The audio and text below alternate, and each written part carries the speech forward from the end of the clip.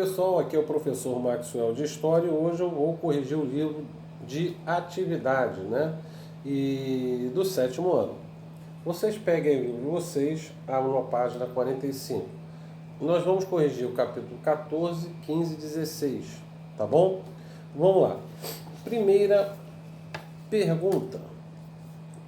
Sobre as razões que levaram os bandeirantes a empreenderem expedições para o interior colonial. Aí você vai marcar V e F, tá? Vamos lá. A primeira é V, a segunda é V, ou melhor, vamos voltar pela letra, né? Letra A é V, B é V, C é V, D é F e E é F, tá? Questão número 2. Observe essa estátua que representa o bandeirante Manuel Borba Gato.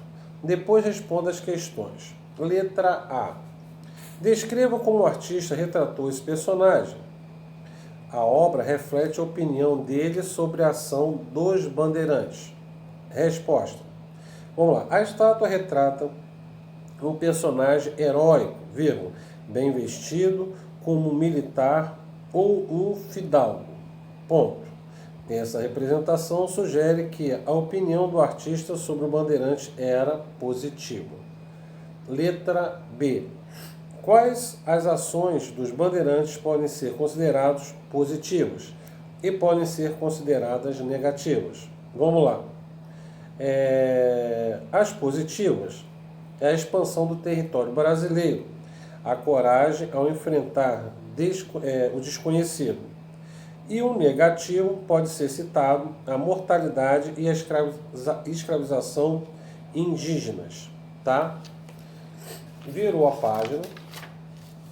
Vamos lá. Questão número 3. Observe a obra de Jean-Baptiste Debré e, de acordo com a análise da imagem, contexto dos bandeirantes, assinale a afirmativa correta. A correta é a letra A, C e D. Questão número 4. A respeito do movimento bandeirante no Brasil colonial, faça o que se pede. No caça-palavra, encontre 8 termos ligados ao bandeirantismo. Vamos lá, eu vou mostrar aqui para vocês, tá? Para ficar mais fácil para vocês acharem a palavrinha aí. E aí, encontraram todas as palavras? Vamos lá. Letra B. Agora produza um pequeno texto sobre esse assunto utilizando pelo menos 5 das palavras encontradas no caça-palavra.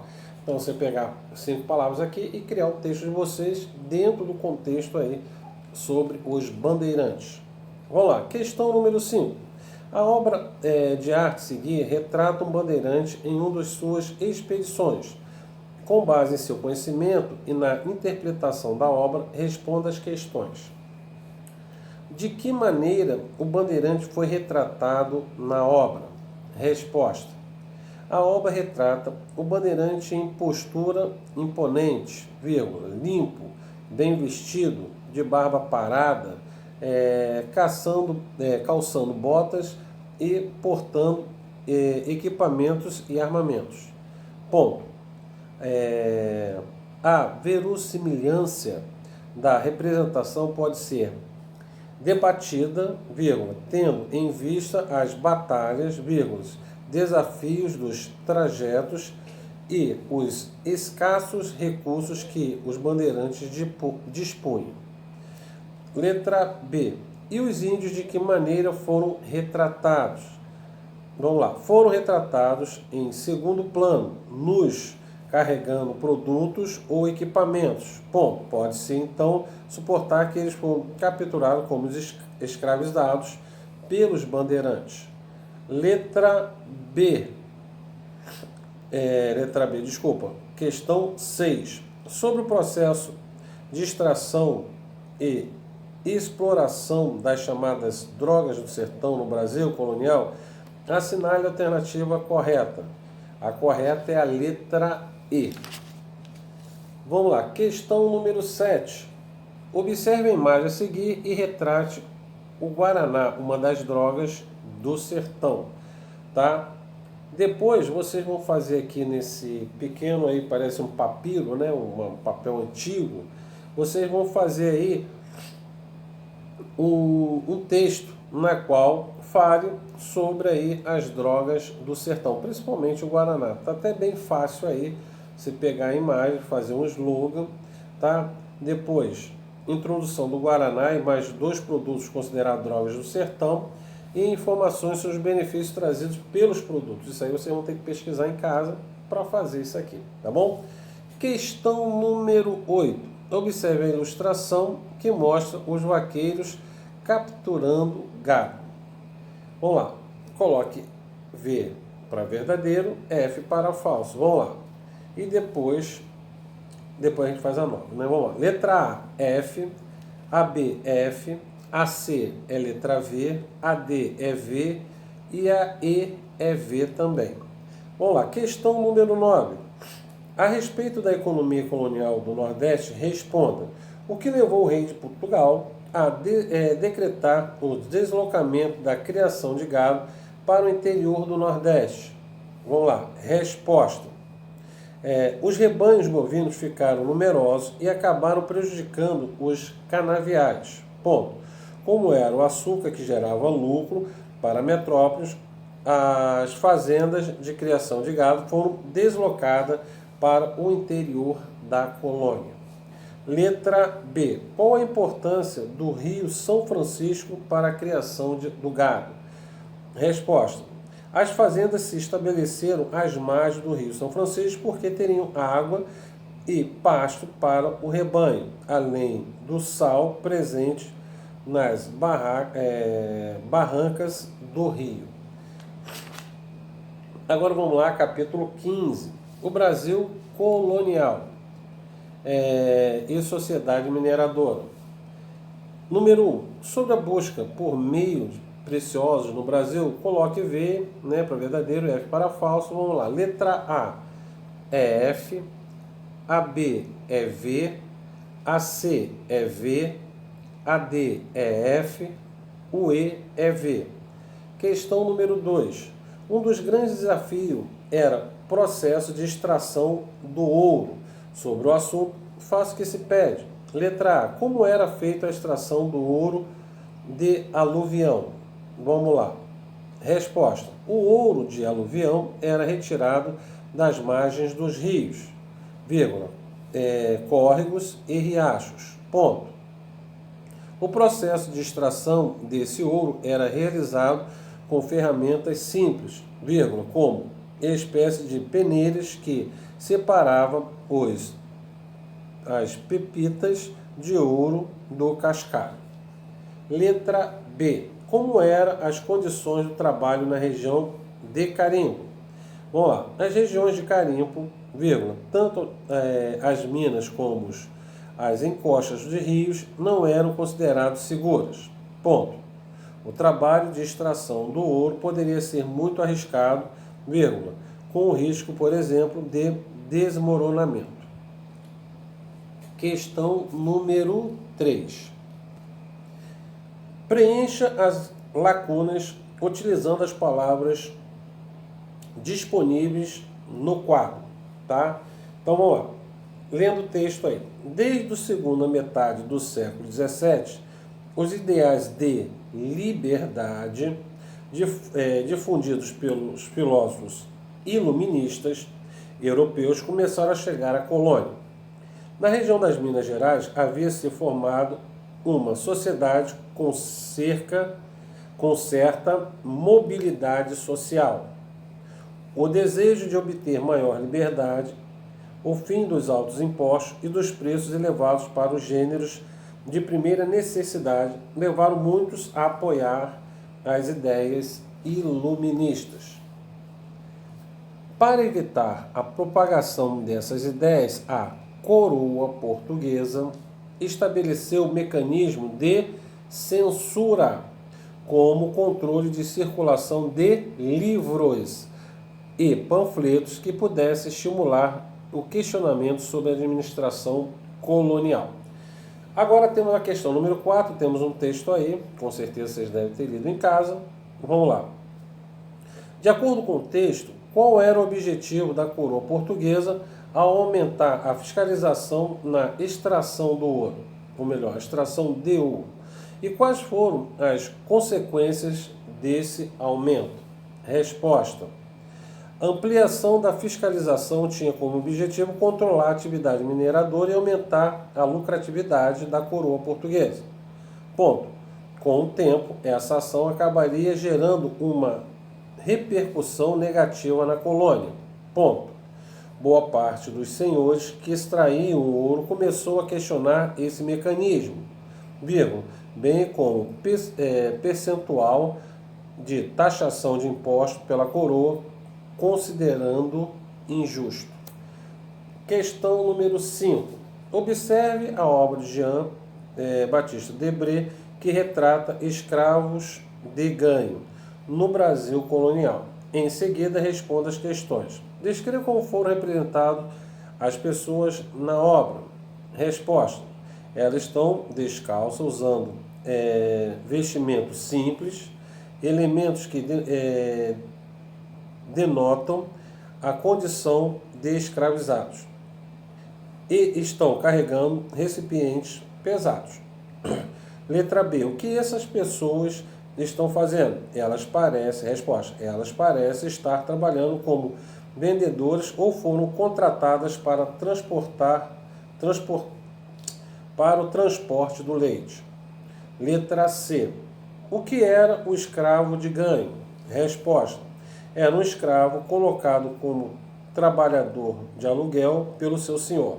Após a jornada de trabalho, retornava à casa do senhor e era obrigado a entregar o que recebeu em pagamento.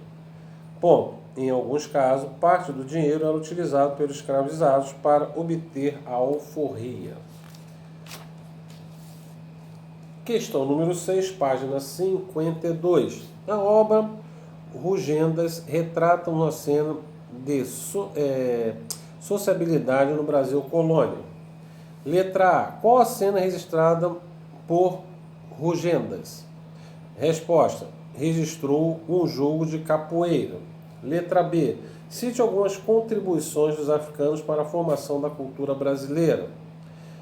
Resposta: são inúmeras as contribuições dos africanos para o nosso vocabulário, culinárias, festejos, religiões e assim e outros, né?